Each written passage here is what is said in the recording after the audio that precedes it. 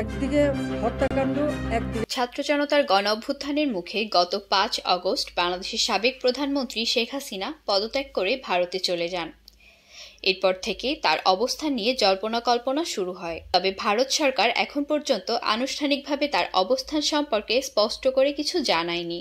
ভারতের গণমাধ্যম দ্য প্রিন্টের এক প্রতিবেদনে দাবি করা হয়েছে, শেখ হাসিনা নয়াদিল্লি আছেন। দিল্লির লোধি গার্ডেনের লুটেন্স বাংলো জোনে একটি সুরক্ষিত বাড়িতে রয়েছেন হাসিনা। ভারত সরকারই তার থাকার জন্য বাড়িটি ব্যবস্থা করে দিয়েছে। এ যাবৎ ধরে তিনি সেই বাড়িতেই রয়েছেন। প্রতিবেদনে বলা হয়, শেখ হাসিনার মর্যাদা অনুসারে তাকে থাকার জন্য বেশ বড়সড় বাংলো দেওয়া হয়েছে।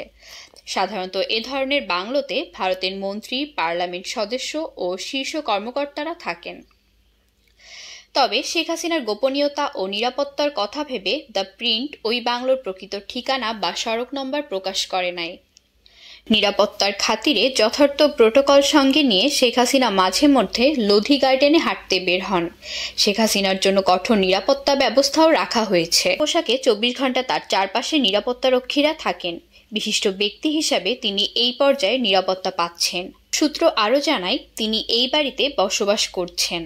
এখানে তার থাকার সব ব্যবস্থা করা হয়েছে। কয়েকটি সূত্র জানায়, শেখ হাসিনা তার ঘনিষ্ঠ কয়েকজনকে সঙ্গে নিয়ে গত ৫ আগস্ট বিমান বাহিনীর উড়োজাহাজে করে বাংলাদেশ থেকে দিল্লির উপকণ্ঠে গাজিয়াবাদের কাছে হিন্ডন বিমান ঘাঁটিতে পৌঁছান। সেদিন তার সঙ্গে ভারতের জাতীয় নিরাপত্তা উপদেষ্টা অজিত দোভাল ও জ্যেষ্ঠ সামরিক কর্মকর্তারা বিমান ঘাঁটিতে দেখা করেন। এরপর দুদিনের মধ্যে শেখ হাসিনা বিমান ঘাঁটিটি ছেড়ে যান। দ্বিতীয় আরেকটি সূত্র জানায়, ওই বিমান ঘাঁটিতে তিনি লম্বা সময় থাকতে পারতেন না, কারণ সেখানে পর্যাপ্ত নিরাপত্তা ব্যবস্থা ছিল না। তাই কয়েকদিনের মধ্যে তাকে নিরাপদ স্থানে সরিয়ে নেওয়া হয় এবং দিল্লির নিরাপদ ও সুরক্ষিত লুটেন্স এলাকায় তার জন্য একটি বাড়ির ব্যবস্থা করা হয়। এই এলাকায় সর্বোচ্চ নিরাপত্তা ব্যবস্থা রয়েছে। এখানে অনেক সাবেক ও বর্তমান পার্লামেন্ট সদস্যের বাড়ি রয়েছে। শেখ হাসিনা বাড়ির বাইরে চলাফেরা করেন কিনা তা জানতে চাইলে সূত্র জানায়, কোনো কিছু প্রয়োজন হলে মূল নিরাপত্তার দায়িত্বে থাকা দলকে জানানো হয় এবং সেই অনুযায়ী ব্যবস্থা নেওয়া হয়।